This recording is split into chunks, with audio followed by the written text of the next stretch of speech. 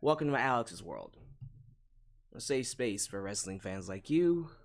I'm your host, Alyx, just Alyx, and I just watched what should be the final match featuring the Nature Boy, Ric Flair, the Kiss Stealing, Willin' Dillon, son of a gun, the 16-time world champion, a man that has personified professional wrestling way before the Hulk Hogans, the Stone Cold Steve Austins, the Rocks, the Undertakers, the Shawn Michaels, the Triple H's, the Bret Harts, the Macho Man Randy Savages, the Kurt Angles, the Edges, the Stings.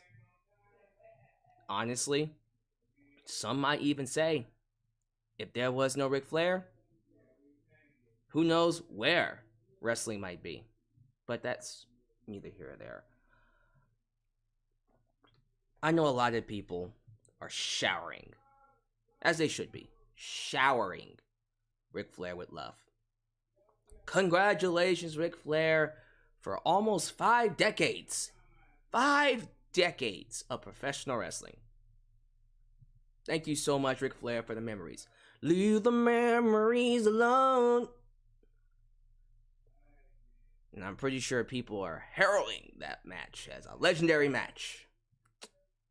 And I'm going to be that asshole that gets etched in history as someone that says, thank you, Ric Flair, but I never, ever want to see another match with Ric Flair in it again in my life.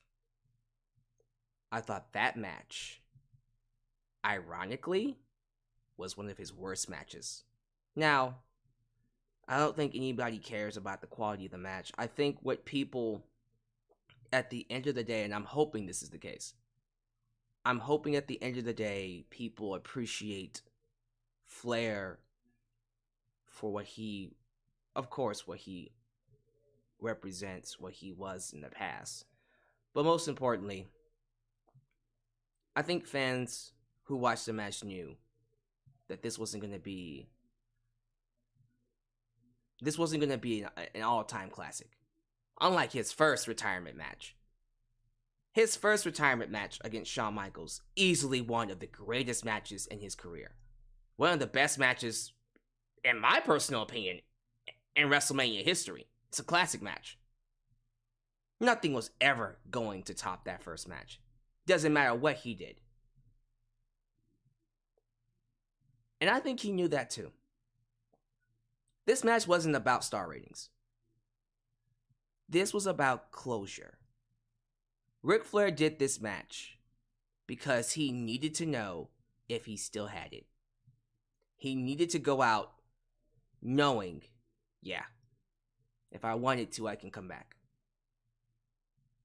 And the sad part is, this is what's depressing about it. This was the indication, finally, that let him know, don't guide no more, Nate. And I know that sounds mean. I know that sounds horrible, but you know what? He needs, in a sick way, he needs to be told that. He needs to know that this is not his era anymore. It's not. And I guess that's why it was so painful for me to watch, because there was a side of me throughout that entire match. The moment the bell rung, there was a side of me that's like, okay, well maybe he'll have one good spot. Maybe he'll do a flop. Maybe he'll sell. Maybe he'll bring out something. Okay, maybe when he blades, he'll turn it up and we'll get some classic stuff from Flair. Literally everything from the moment the bell rung looked horrible. He himself did not look in good shape. Apparently, he went into the match hurt. He was injured going into the match, number one. But he was moving slow. It was like he was moving underwater. And it relied heavily on everyone else. Andrade, which it should have. Andrade, Jay Lethal, and of course, Jeff Jarrett to carry the match. Jeff Jarrett, Jay Lethal get the heat. So Ric Flair beats them up and gets cheers. But man, the match just kept going, and it kept going. And the more Ric Flair got inside the ring, the more uncomfortable I got, the more the match got worse. Homeboy couldn't even sell the basic shit, the punches. It took him forever to blade. It was just a bad look. It was one of those matches you wish you never saw. Which is why if you look down in the comments, excuse me, not comments, I gotta stop saying that. The description box below, and maybe even the comments, I don't know, I'll probably put it down there too. But in the description box, you'll notice no grades. No grades. Not saying none of the matches tonight were awful. Matter of fact, I remember a couple of awesome matches from this show. But ultimately, it doesn't matter how good those matches were, because no one came to see those matches. They came to see one match. Ric Flair's last match. And I'm sorry. I wish I never saw it. I came out of that pay-per-view saying, why did I even watch the show? Why? Why did we even do this? We didn't need to do this. This reminded me of Shawn Michaels and Triple H versus Undertaker and Kane. Why? Was it worth it? Sure, they made millions off of that match, but you ruined your retirement. Was it worth it? Now, Ric Flair already ruined his by going to TNA. And we felt, okay, this will be the easiest match to do. Have Andrade, Jay Lethal, and of course, Double J work the match. Ric Flair comes in, has his 5 minutes of fame, does the figure 4, gets the victory, right? I don't know who produced this match. I don't know who was calling this match, but screw you. I don't know how you screwed this up. Apparently, and I saw this on the I think it was in the outro. It was in the outro. Brian James, Road Dogg, Conrad Thompson were producers. I don't know who produced this match, who put out this match, but I just feel like it could have been so much easier and so much simpler. And it would have been twice as effective. But you know what? What matters is Ric Flair hopefully got his closure. He can now say, I'm done. I went out on my terms. I wish he would have went out on WWE's terms, wrestling Shawn Michaels, because that was the perfect send-off. I don't know how you could top that send-off. You can't. That was the perfect send-off. Taker versus AJ Styles was a great send-off, but it wasn't nowhere near as good as the Shawn Michaels Ric Flair match. WrestleMania 24, how in the world were you ever going to top that?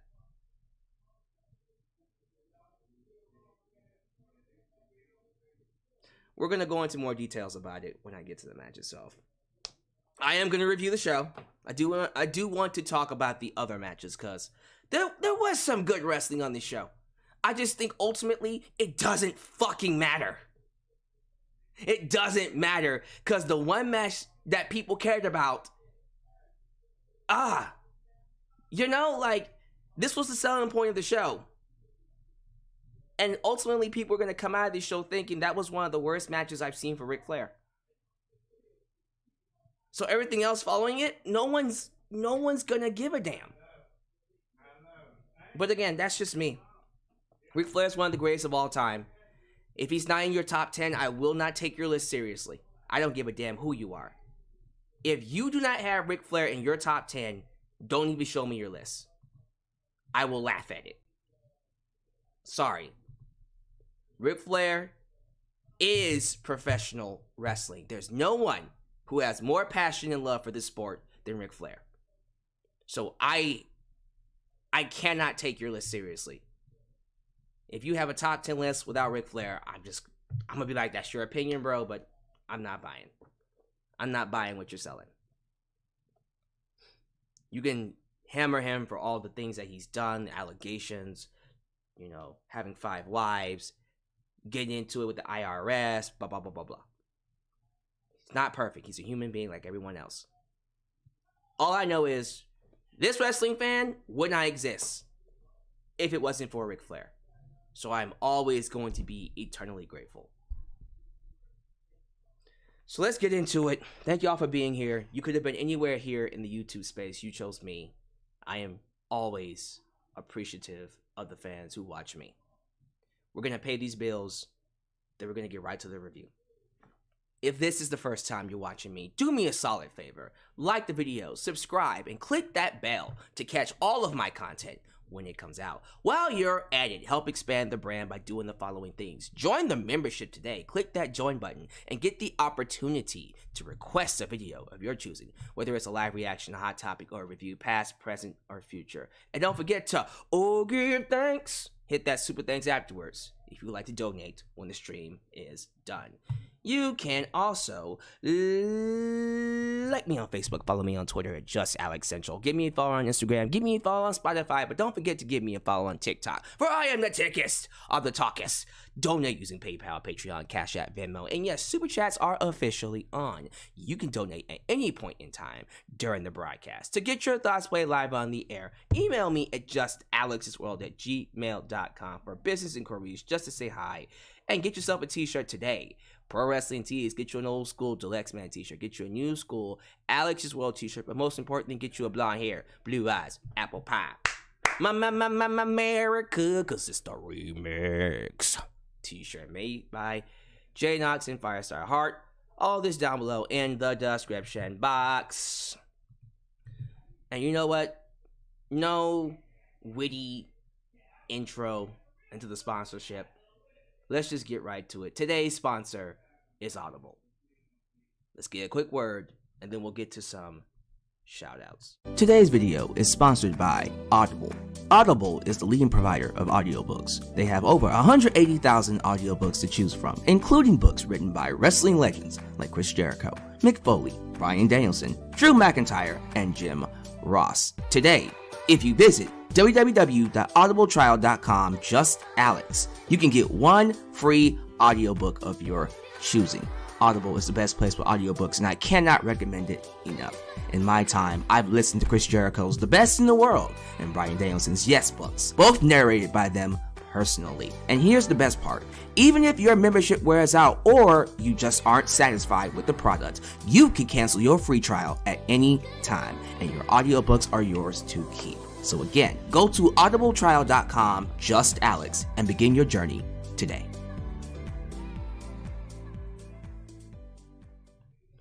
All right, come on in, y'all. Wow. Come on in, y'all. Thank y'all for being here. I am looking at 150 people live. That's good. That's not a bad turnout. Show some love to the moderators. Ultra Shout 97, Firestar Heart, Elias, Ademi, and Godzilla Hawk, who help keep this a safe space for wrestling fans like you. Just want to remind you guys that it is important to always like the video. The more you like the video, the more opportunities I will get to be recommended here on YouTube. It helps feed the YouTube algorithm.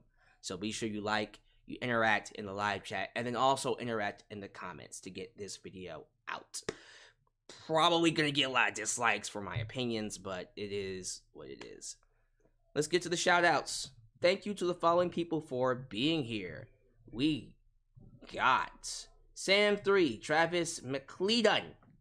Good to have you. Censored, King of Heckle, Mundo, Austin Luff, the man with 3 H's. Yep, the man with 3 H's. The match was fine, but went too long. Andrade should have started it off. Flair get the hot tag, he bleeds. The Karen and his daughter moment happens. And people are trying to structure it in a way when it couldn't have been. I did that too. In my head, I'm like trying to structure it in a way where it could have worked. I just feel like it shouldn't have happened. It just shouldn't have happened. Period. Sorry. Like, the match was so uncomfortable. Wait, I said I would talk about it when we get to the match. When we get to the match, we'll talk about it. Draven G, Keith Austin, Billy Ray Allen, Jet the Hawk, Patrick's Crazy Place. That was scary, to say the least. That is an understatement, Patrick. Wrestle Spider in the building. Nintendo Porn Company Purrazzo. Super Hothead 14. That's a new one. Good to have you here, Super Hothead. Christopher Carter, the Cerebral Assassin. Christopher Carter. Hassan Terrell. Texas Newt. I thought I said Yeet for a minute, but it's Texas Newt. Jessica S. Jessica S. Great. Reginald Scott. 0. We also got Ashley Greer Crowder. I think we see Joey Segura. Oh my god, so many people's names here. Rachael S. in the building. You guys don't need to spam. Hey, chill out with the spamming, y'all. Okay, I see your names. Alright, I know you want me to give you a shout out, but you don't need to spam over and over. Hey. Okay, we got you. I got you. Debbie Adams, and last but not least, let's give it to Benny Gilbert. Alright, thank y'all for being here. So, like the video, subscribe, click the bell, do all the stuff. Hopefully things will get better. And again, it is very important you do these YouTube things because it helps me grow as a channel. I was very pleased with the SummerSlam turnout. I feel like the show itself was a great show. And I thought it gave us a lot of promise for WWE's future. I can't say the same thing about Ric Flair's final match. But regardless, if I was to look at the show as a whole, it was a bit of a mixed bag, honestly. There were a handful of awesome matches on here. The Lucha Libre Fatal 4-Way, the other Fatal 4-Way, which I thought was good. I thought the tag match, the Motor City Machine Guns versus the Wolves, was good. Of course, that would be good. Although I did feel like, anyone else kind of feel like this is a lot slower than you thought? Because I remember their match in 2010, 2009. It was in Ring of Honor. No, it was 2010. It was 2010.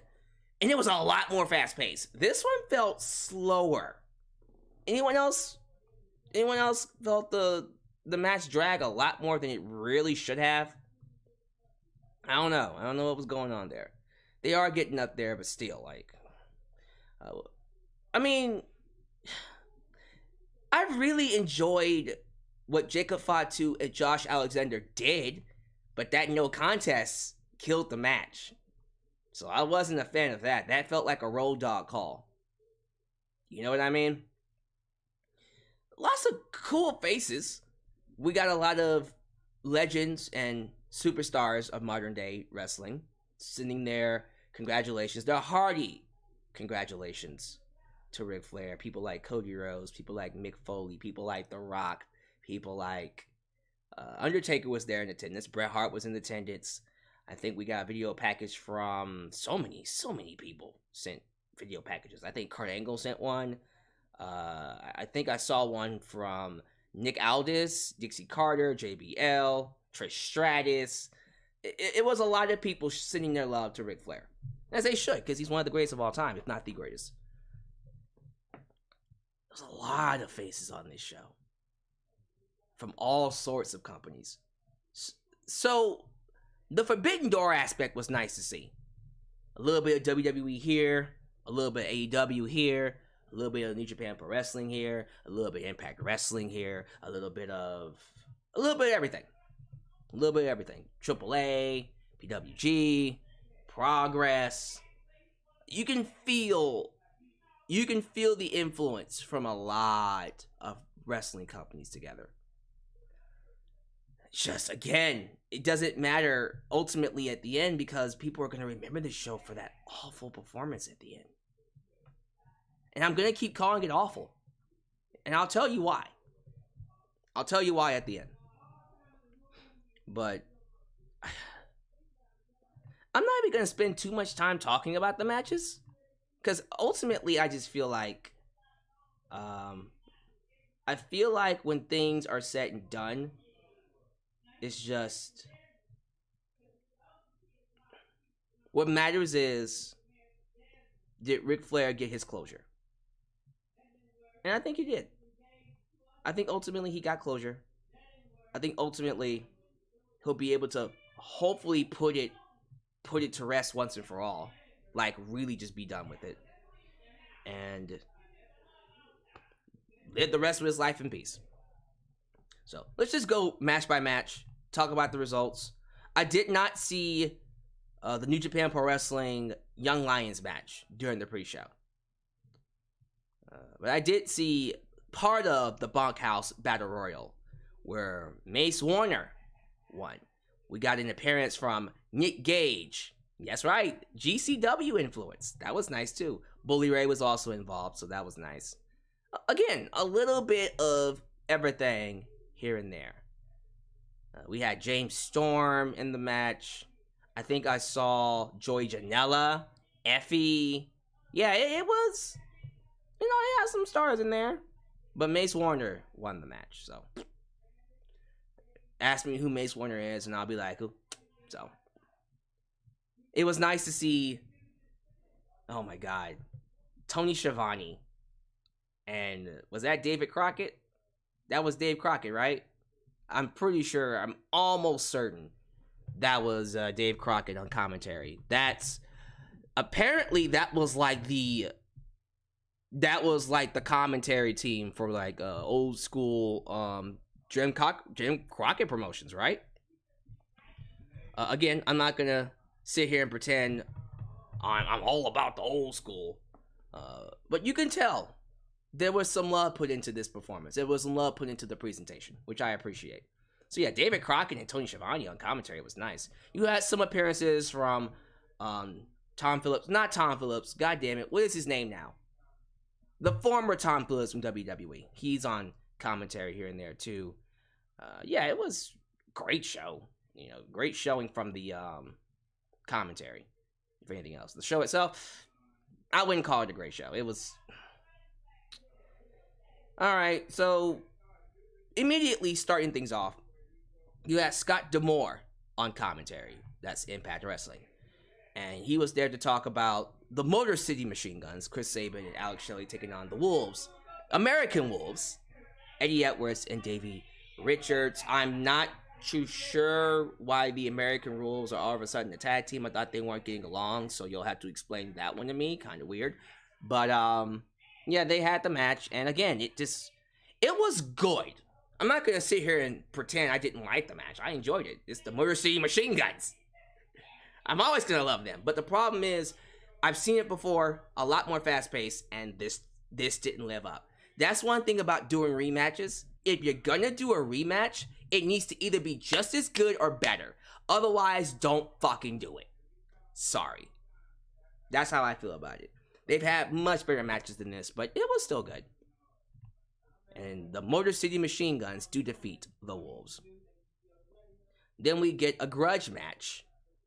Killer Kross versus Davey Boy Smith Jr. I'm assuming this is a MLW grudge match. Right? Not too sure? Okay. Killer Kross won. The match was okay. It was okay. It was alright. It was nice seeing both of them. Good to see that they're healthy. Love seeing Scarlett Bordeaux, by the way, Mrs. Killer Kross. But, it's alright. And then we got a video package featuring WWE performers, Dolph Ziggler, Booker T, Shawn Michaels, Jake the Snake Roberts, Lex Luger, and many others, sending their congratulations, their hearty congratulations to Ric Flair.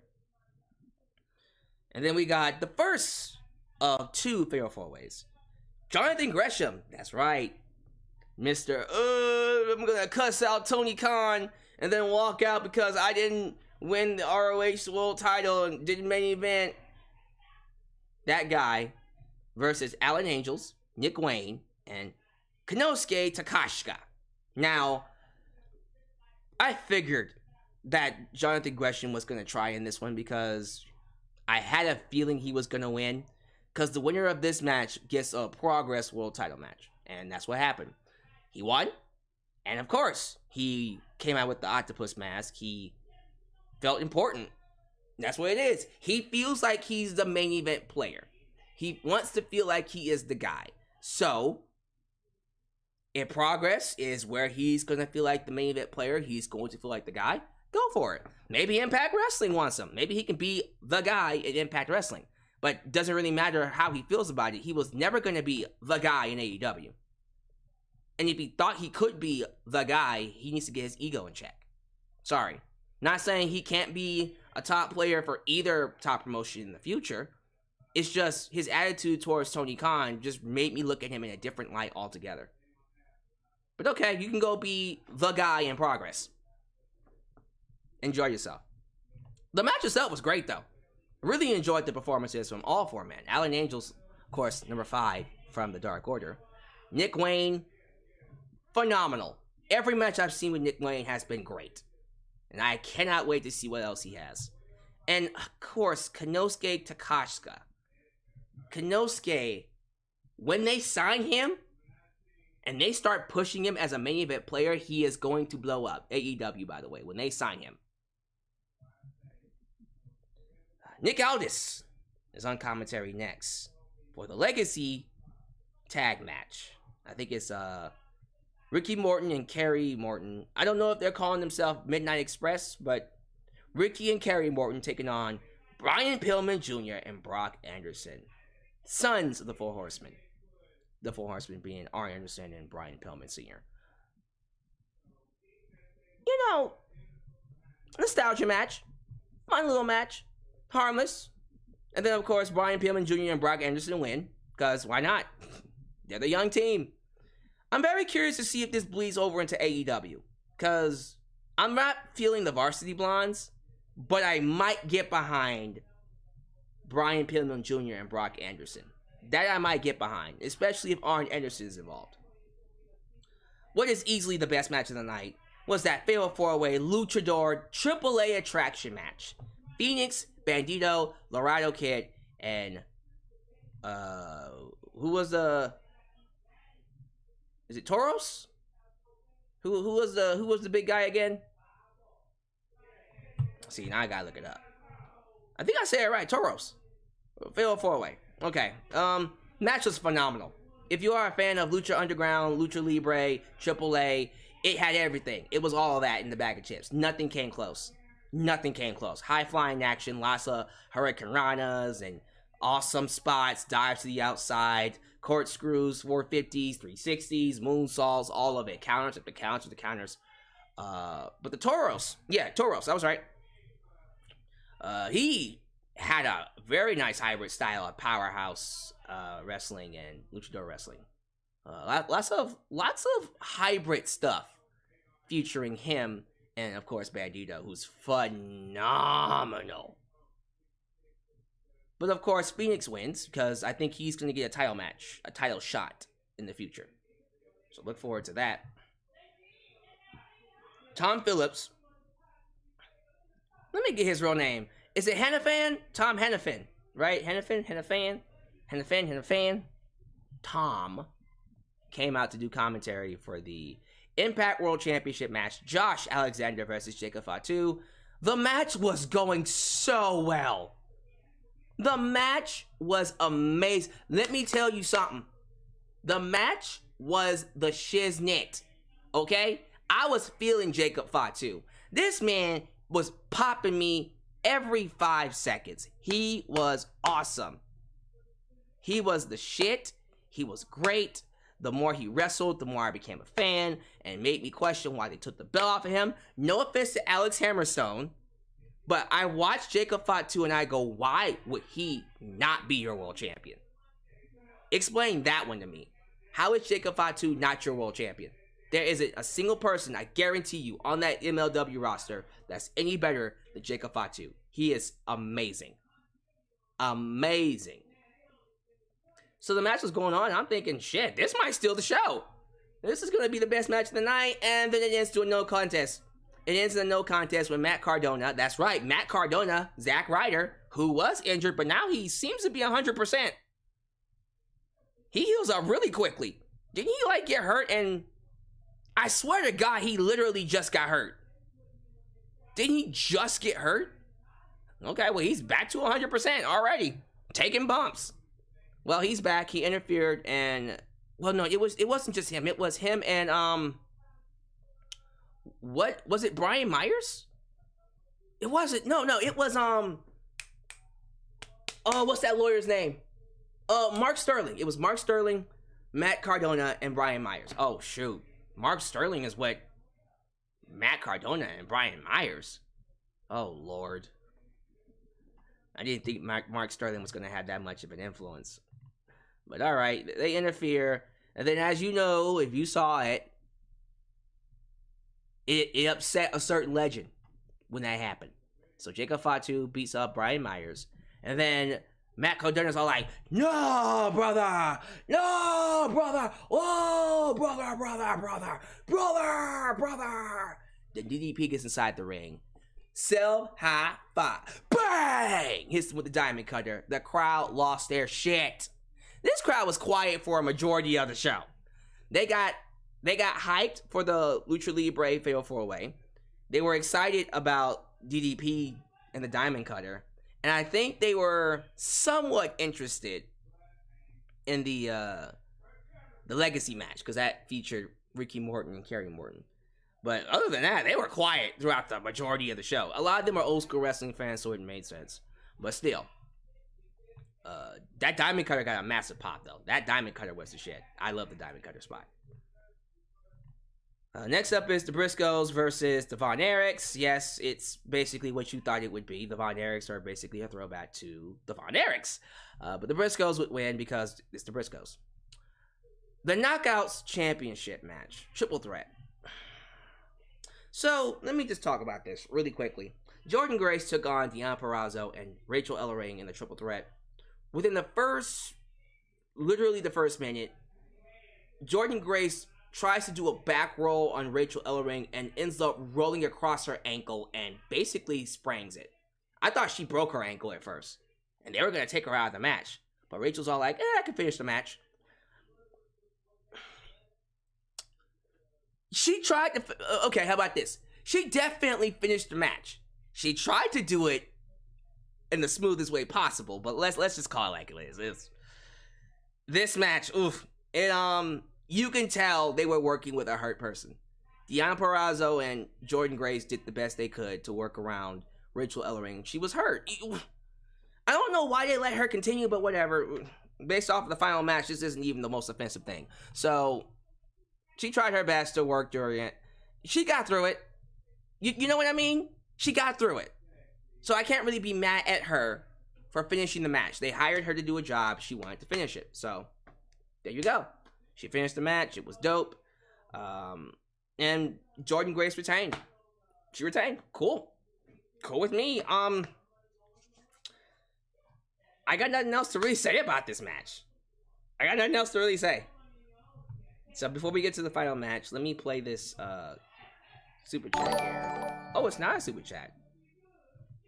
Joey McElroy is now entering 2 months. Like the stream and share, as she says. Like the stream and share. Do what she says. But yeah, I think those are all the matches. Let me quickly recap, really quickly. Knockouts Championship, the Von Erichs, Briscoes, excuse me. Impact World Title, AAA 4-way, Legacy Match, Fatal 4-Way, Grudge Match, Tag Match. Yeah, okay, that's everything. All right, let's talk about this. Oh my god, let's talk about it. I gotta actually talk about this match. Oh my god. Okay. The positive stuff. Let's just enter with positive. All right. I thought the hype, the build up for this particular match was amazing. Amazing. The trailer, not even the trailer, the 3-part documentary styled promo that they did for this match, you know, where Ric Flair in part 1 basically said, I'm gonna do one more match, and part 2 you get him being attacked by Jay Lethal and Jeff Jarrett. Part 3 was the contract signing. All of that was amazing. That was the best part of this entire thing. I love that. It was part of the reason I even said I was gonna watch it. I wouldn't have even watched it if the hype wasn't good, but damn it, them promos were amazing. They were phenomenal. Phenomenal. And then the entrances. The entrance for of course, Jay Lethal. And then Jeff Jarrett. Jesus Christ almighty. I don't miss his entrances. His entrances just be unnecessarily long. I'm just like, Jeff, this is Ric Flair's moment. Why are you taking up all this time? Get your ass inside the ring. Jeff Jarrett, this isn't TNA, Jeff. Dagnabbit. I'm tired of it. But yeah, so Jeff Jarrett is inside the ring. Sorry. Please ignore the people in the background. I'm probably gonna have to get closer to the microphone so they don't disturb y'all. But yeah, like, and then afterwards we got Andrade coming out with his mask on, and there was a side of me that was like, I know Charlotte is there. I'm very certain Charlotte Flair is gonna come out at any point in time, right? Right? Like, why would you not have Charlotte Flair come out for her dad's final match? Like, what the fuck? And she's there, and she was there. Don't know why she didn't come out, but all right. But then Ric Flair comes out. The lights go off. He comes out in his classic white robe, and then he opens the robe to reveal the big gold belt. We got a glimpse of the big gold belt. That popped me. Oh, God. Seeing Ric Flair with the big gold belt made me so goddamn happy. And then you see Undertaker with Mick Foley and Bret Hart sitting together to celebrate Ric Flair. Oh, my God. Just a lot of great visuals. All of that was wonderful. All of that was great. Everything leading up to the match. Everything before the bell rung was awesome. It was amazing. But then the bell rung. Ding, ding, ding, ding, ding. When you see Ric Flair inside the ring, and the nostalgia is starting to wane down, you're looking into it, you're looking at Ric Flair, you're seeing him wearing a shirt, doesn't look to be in good shape. You already get the feeling that it's not the same. It's not the same. But the match just started. Maybe he can still go. Maybe when he starts going, you'll forget all about it, right? So, we start off with Ric Flair. And, well, it was supposed to be Ric Flair and Jeff Jarrett, but he's like, psych! It was Jay Lethal and Ric Flair. And headlock takedown. And then leg scissors pop up. Everyone's chanting, you still got it. I'm like, okay, I mean, he's doing good so far. Doing good so far. And then it starts to get a little ridiculous. Because he's his age, now comes the bells and whistles. Now Jeff Jarrett tags in, then he doesn't tag in, and then he wants to go to the outside of the ring. And then he starts doing things with Ric Flair. Then he's like, I'm going to attack you, Ric Flair. And then he leaves and then tries to go up the ramp, or he tries to come back. And I'm like, oh my God, okay. I know you think this is giving people heat, but this is stupid. Get your ass inside the ring and wrestle, please. So, like it would have been dope if Flair had more offense. Right? Now, this is when it starts to get sad. Jeff Jarrett gets into the ring. And then he starts to do the whole, he does a strut. By the way, I just remembered that Jerry the King Lawler was also in attendance. They did a promo with him and Jeff Jarrett backstage, but he does the whole strut thing, because that was the issue between him and Flair for the longest time. They both used a strut. Then Ric Flair goes to do the strut. And I am just like, bro, he can barely do the strut now. Like, homeboy was struggling to do the strut. And I was like, okay. Maybe it'll get better. Maybe when he starts getting beat up, he'll start selling and I'll forget all about it, right? But Ric Flair not being able to do the strut, that should have been an indicator that things are going to get worse. So, now it comes time for Andrade to get inside the ring. Andrade gets inside the ring, and he starts getting beat up to get some heat on himself. So, when Ric Flair tags in, it'll be a hot tag, right? And it does the hot tag. And then it's time for Ric Flair to start selling. So they start attacking Ric Flair. It's empty outside. Jeff Jarrett gets a shoe, hit Ric Flair across his head. So now it's time for Flair to start blading, right? Time for him to start blading. So they leave him alone. They go somewhere else, and then they're supposed to come back. He's supposed to blade. They pick him up. No blood. No blood. Has some trouble blading. So they beat him up, put him back down to the ground so he can blade some more. You know, they're trying to hide it like, Flair, come on, man. Come on, blade. And that's when Karen Jarrett gets involved. And I swear to God, I saw a blonde chick in the crowd reach out and snatch her by her weave. I said that was Charlotte Flair. It was not. It was Mandy Flair? Wendy Flair? Which Flair was it? Which Flair sister was it? It was the oldest daughter of Ric Flair. Whoever the hell that was. I think that was, I think I said it right. It was, Mandy Flair. Whatever. It was one of the daughters of Ric Flair. So, a lot of time goes by, and finally Ric Flair stood up, and now he's bleeding. Right? Alright, now comes the fun part. Now Ric Flair can sell. That's what made Ric Flair work for such a long time. He's one of the best sellers in the game, right? He's one of the best sellers out there.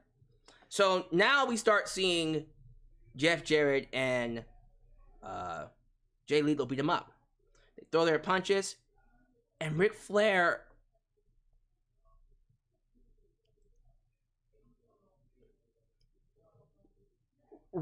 couldn't even sell. They hit him, and he just stood there. He was so worn out. He was so tired.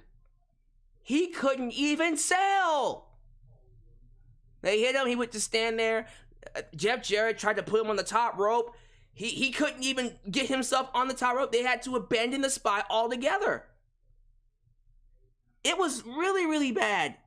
And I'm like, okay, guys, can we go home? Now I'm uncomfortable. Okay, let's just get this over with. Now go home. Jay Lethal decides to give him a suplex. Ric Flair takes the suplex, full power, the full brunt of that suplex, takes it, and then he lays on the mat. Now I'm uncomfortable. I'm like, okay, guys, this is not funny anymore. This is not good. Okay, get Andrade inside the ring. Get him inside the ring, wrap this up. Let's go. Cause now I'm regretting turning this shit on. Okay. Someone tweeted me when I remember tweeting that very statement. Now I'm uncomfortable. Someone literally said, I thought for a second Ric Flair was dying. It was that bad. I was baffled. I remember somewhere towards the final tag to Andrade, I remember Ric Flair laying on the apron and he didn't move. And I was like, shit. This is not... He's bleeding profusely. He's down. And then when he got tagged back into the ring, I remember when Andrade was tagging him back in and he was still like laying down on the apron. I'm like, what are you doing? No, he can't go no more. Let him stay there. And then there was a spot towards the end where the referee takes a bump. Of course he does. Ric Flair goes to the pinfall. Doesn't matter. 1, 2, 3, 4, 7, 20, 30, 50, 60, 100. Doesn't matter how much you count. Doesn't matter. He's not getting pinned because the referee's down. Now here comes the shenanigans. Jeff Jarrett goes for a guitar. He's going to hit Ric Flair in the head with it. Jay Lethal picks up Ric Flair. Andrade pulls Ric Flair out of the way. Jay Lethal gets hit in the head with the guitar. Ric Flair falls down. Now Andrade looks to Conrad Thompson on the outside. Conrad Thompson tosses him brass knucks, the classic Ric Flair brass knucks. Andrade goes to Ric Flair on the floor, and he goes to put the brass knucks in Ric Flair's hand. And Ric Flair can't even grab the brass knucks. At that point, I'm like, God damn it, just hit him with it and pin him. Stop. He can't do it no more, y'all. Ric Flair can't even grab the brass knucks. And I'm like, this is terrible. This is terrible. This is not good. Now, he somehow does muster up the strength to grab the brass knucks. But he doesn't even put it on correctly. He just balls it in his hand and strikes Jeff Jarrett with it. Jeff Jarrett sells. And then Ric Flair hooks in the figure four. Another referee comes out. He hooks in the figure four. And then his back is touching the mat. Both shoulders down. And Jeff Jarrett's shoulders are down. So the referee counts 1, 2, 3. Technically, it's a double pin. Technically, Ric Flair lost too. But whatever. Jeff Jarrett lost because he saw Jeff Jarrett's shoulder down. And Ric Flair wins. And that was it. And there's a picture going around on Twitter right now with Undertaker looking like this. You know the guy that had trouble retiring himself? Yeah, that same dude who for the longest time we're like, Taker, motherfucker, retire, bro. Just call it a day. You don't got it no more. I remember his match against Roman Reigns in 2017, WrestleMania 33. I was like, dude, no more. Call it a day. Retire. And then he kept on coming back. And I'm like, God damn it, Taker. That same guy had his arms crossed like this, looking at Ric Flair.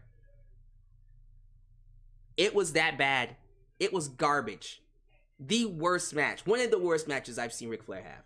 It might be his worst match, period. And it's ironic that's his final match. Which is probably apropos. Yeah, you know what? It is appropriate. No, it needs to be done. He needs to have this match. He needs to know you don't got it no more so he can stop. But he gets outside the ring. He goes to hug Taker and Mick Foley and Brett.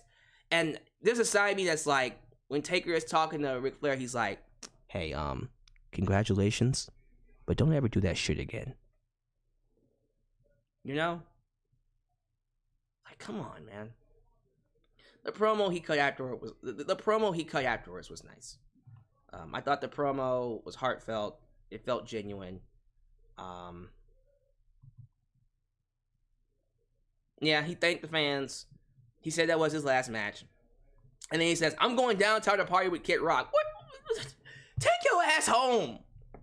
You can't even walk. And you want to go downtown to party with Kid Rock? Man, I can't. I can't right now. That man is going to die in two places. That's in a bar or the ring. I don't know what's even worse. How the hell is he gonna go party? How are you gonna go party with Kid Rock? How? Someone explain to me how he can party with Kid Rock after that match.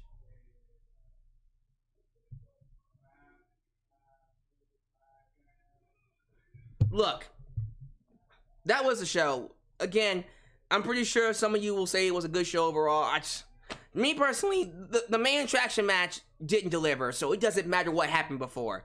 The show is a disaster. But people are going to remember this as Ric Flair's final match and see it as, as a positive. Me personally, his retirement match was, and forever will be his match against Shawn Michaels. I don't care what anyone says. I'm not going to ever talk about any other time he wrestled after 2008. It didn't exist. It doesn't exist. His final match was Shawn Michaels, WrestleMania 24. That's it. That was his final match. I don't want to hear it. Blah, blah, blah, blah, blah. Yeah. La, la, la, la, la, la, la, la, la, la. Don't want to hear it.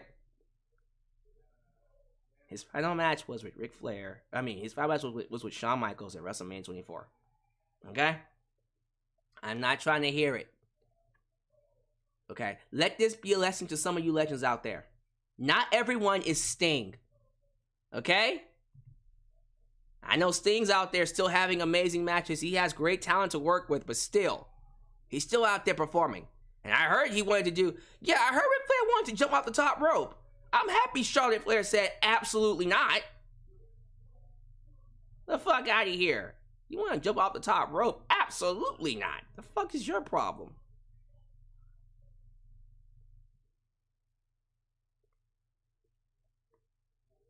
Oh, Jesus, man.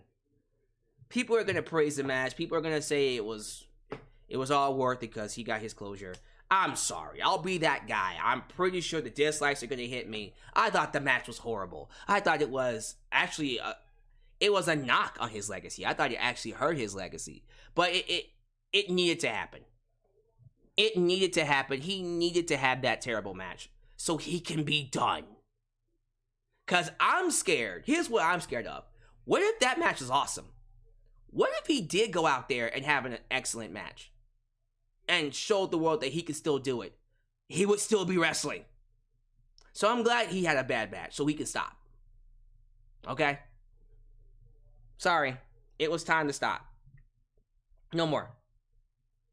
Thank you, Ric Flair, for all you've done. 5 decades of wrestling, but no more. No more. Okay? And don't die in the bar going to party with Kid Rock, please. Charlotte, get your daddy. He crazy. So again, what was his final match? Right, his match against Shawn Michaels at WrestleMania 24. I wish I can find that Men in Black laser thing that can erase your mind. That's what I would do. Too old for this, man. This was garbage. I'm sorry. That main event was easily the worst match I've seen Ric Flair have. But it needed to be, so he could be done. That's my thoughts, ladies and gentlemen. Thank you for watching my review of Ric Flair's Last Match. Share your thoughts down below. Rip me apart. Go crazy. I don't care. I just did not like the match. I thought the match was garbage. It was awful. I'm sorry. It sucked. It sucked so bad. And it hurt his legacy. And I'm hoping that it was bad enough that he'll retire and never do it again. Sometimes that's what needs to happen. But we'll see. Share your thoughts down below. Live chat, you have the floor. Let me turn on these super chats so y'all can tell me how y'all feel. But I'm going to spend just a couple of minutes with the live chat. And y'all can school me if you disagree. I'm very curious to know what y'all had to say. Ken Rogers, I'm not an Undertaker fan, but WWE ruined... let me slow down. I am not an Undertaker fan, but WWE ruined Taker by barely using him after he lost to Brock. Taker wasn't the same he wasn't the same after that, excuse me. They wasted Taker. Yeah, he should have retired after WrestleMania 30, honestly. That should have been the perfect retirement. Cleo does everything. I think the Lucha Libre Fatal 4-Way match is the best match of the night. I mean, by default, right? That has to be the best match. Adrian Robinson says HBK was his retirement match. My man. That Deku fan do OFA. I said it right. That Deku fan OFA. His retirement match was with HBK. My man. JJ Bulldog said the match was so goddamn awful he stopped watching. I probably would have turned it off too. Mark French, it won't be the last. Oh, jeez. Don't say that, Mark French. Mark French believes it won't be the last. Someone will dump money in front of him and he'll do it again. He's blowing his payday with Kid Rock right now. Jesus Christ almighty, Flair.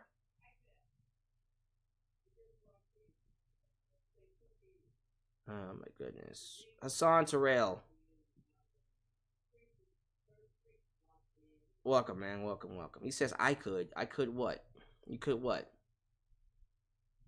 You could what? Wrestle Ric Flair and have a better match than this retirement match? Probably. His legacy was shattered when he went to TNA and add the controversy surrounding Dark Side of the Ring, which made it worse. Yeah, that is true. That did hurt him a bit. Sean Ireland, just get me to Monday Night Raw. This was a pain to watch. I was looking forward to watching Cross versus Davey Boy. It sucked. Yeah, it was garbage. I don't think I'm going to the event. I don't have enough money, quite frankly. I apologize. Yeah, I just don't have enough money. I don't have enough money to go to the event. So I will not be attending the Raw here in Houston. But I'm hoping it'll be a good event. It is the first Raw of Triple H's era. Would love to attend the event, but I will not be. Yeah, people keep telling me that Road Dogg was the executive producer of the event. No wonder it fucking sucked. Thanks, Road Dogg.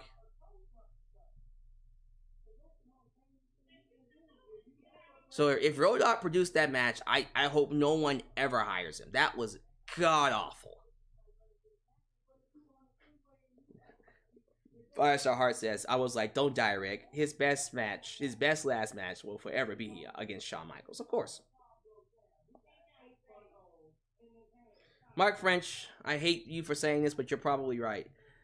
My thing is, you'll look at this and see how bad it was and say, I can do it better next time. Crockett or someone will dump money in front of him and he'll do round 2. Can we not do round 2?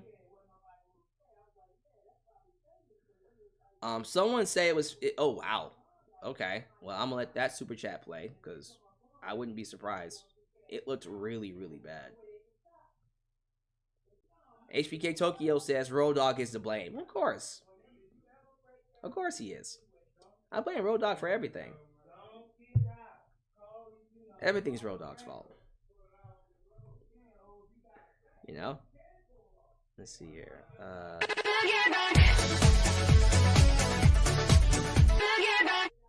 One said it felt like this was Heroes of Wrestling. Oh, for sure, for sure. That was definitely some Heroes of Wrestling BS. That was garbage. Really, really bad. Boogie, boogie, boogie, back. I see another super chat. Oh, y'all coming in with the super chats now, aren't you? All right, bring them on. Bring on the super chats. I like it. Nah, nah, nah, come on. Nah, nah, nah, come on. That match made me realize that Sting is a completely different breed, compared to Rick and even The Undertaker at their age. Oh yeah, Sting basically outshined all of them. Sting let everybody know, like, I'm the only one that can wrestle past my prime. Shut the fuck up. Yeah. So let this be a lesson. This is why Road Dogg should not get a job. It should not ever happen, because he is awful. He garbage. He garbage. He's not even garbage. He's garbage. He's worse than garbage. John Paz has subscribed. Thank you, John Paz. I hope you stick around, and I hope you continue to support the channel. Be really, really nice. But man, I'm sorry. It was nice to see the WWE shoutouts to Ric Flair. Oh yeah, it was really nice to see that. Apparently there's something wrong with the, hold on, let me check. I don't know why the, Streamlabs, Super Chat GIF is not showing. I don't know what's going on there. That's super weird. But hey, y'all have fun. Y'all keep on donating. I mean, if y'all want to donate, I'm not going to stop you. Y'all have the floor. It's the time to just go crazy. So, let the donations roll. Let the donations roll. F Road Dogg. No one hire him ever again. Oh, Jesus Christ almighty. I agree 1,000%. Let me fix something really quickly, y'all. I don't know what's going on with the GIF. The GIF. I don't know what y'all call it. I'm going to call it a GIF. But let me see if I can fix that really quickly. Okay. Nah, nah, nah, come on. Nah, nah, nah, come on. Feels like Sasha is coming back. I hope lol thoughts? Oh, I did see that interview with Saraya, aka Paige, who says that Sasha and Naomi are definitely coming back. I'm gonna be that wrestling fan that's like, let's wait and hear what she has to say. There is a side of me that thinks she still might choose AEW over WWE. Okay, I know people don't want to hear that, but that's just my personal opinion. That's what I think.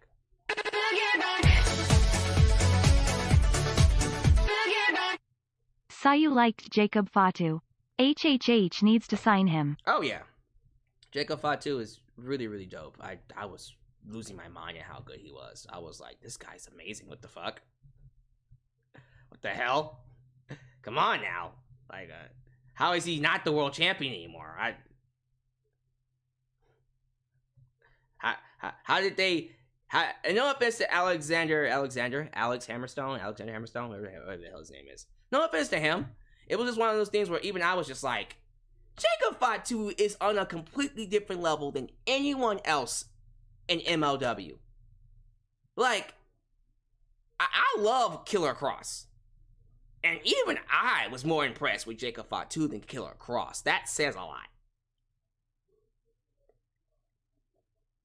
So, yeah, in terms of the Sasha Banks question, look, if she goes back to WWE, I'm cool with it.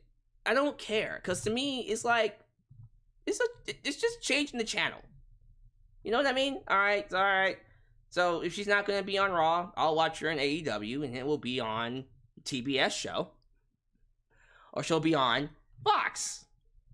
Or not Fox, but USA. It doesn't matter. I'm going to still watch her no matter where she is. I don't give a fuck. It doesn't really matter where she goes. You know, I'm not going to be hurt. I don't have any allegiance to one company. I don't make more money based off of who I support. I make money just talking about wrestling. So if she wants to go to AEW, dope. She wants to go to WWE, dope. But people saying she's going back to WWE because she loves Triple H, sure. But at the same time, I keep bringing this up. What does she have left to do? What does Sasha have left to do in WWE? Literally nothing. So I think she is going to go to AEW because now she has an opportunity to wrestle new people, but also work with the New Japan wrestlers, the Joshi wrestlers. And they are, I just read this too, they're going to bring in an IWGP Women's Championship. They're going to debut that, and it's going to be defended not just in New Japan Pro Wrestling, but also in the US. That might entice Sasha to show up. Who knows? Who knows? Just a thought. But yeah, that's just my thoughts on that. All right, y'all, I'm gonna get out of here. Thank y'all for a crazy weekend. Oh my god, this was one of the hardest working weeks I've done when it comes to live streams. A lot of work for SummerSlam, and then of course Ric Flair, and then many, many other things. So, as you follow out, as I said, leave a like. Donate using PayPal, Patreon. You can also donate to my Cash App and my Venmo to help a brother out. Other than that stuff, yeah, just do the whole social media stuff. Do all the YouTube things, like the video, subscribe, click the bell. Facebook, Twitter, Instagram, PayPal, Patreon, Cash App, Venmo, TikTok, all of that's down below in the description box. So, as I said before, I am back full time. I will be watching Raw, AEW, SmackDown, Rampage starting this week because I think Triple H is about to do some great things with WWE. And this month is going to be weird because there is no pay-per-view until the beginning of September. So we got like a full 5 weeks before either show has their big show. And then we got a massive weekend with the Cardiff show, the Clash at the Castle show, and then the All Out show, which I think is going to be freaking phenomenal. So can't wait for either one of those. That's going to be crazy, crazy, crazy to see. But you got 5 weeks of me talking about wrestling. I'll continue to do uploads. I'll continue to give you my thoughts on these shows, honest opinions, honest views, whether you like them or not. But I am here to give you the best content on this side of YouTube. When I tell you I am the premier wrestling personality, the premier wrestling YouTuber, it doesn't get any bigger than this. It doesn't get any bigger or better than this. So I do appreciate you guys for being here. I do appreciate you guys for supporting me. But let's just get to tomorrow. Let's get to the let's get to Raw. Let's get to the new era of WWE. And then let's get to the hype of All Out. I'm excited about wrestling in August. Are you? Let me know. The final thing we'll talk about is Raw Cognizance, my secondary podcast. Be sure you guys subscribe to that. We are going to drop a lot of content coming up this week, so you don't want to miss it. So until then, thank you guys for watching. You guys are amazing. I guess I'll catch you guys next time, right here in Alyx's World. A place that is, was, and forever will be a safe space for wrestling fans like you. Peace.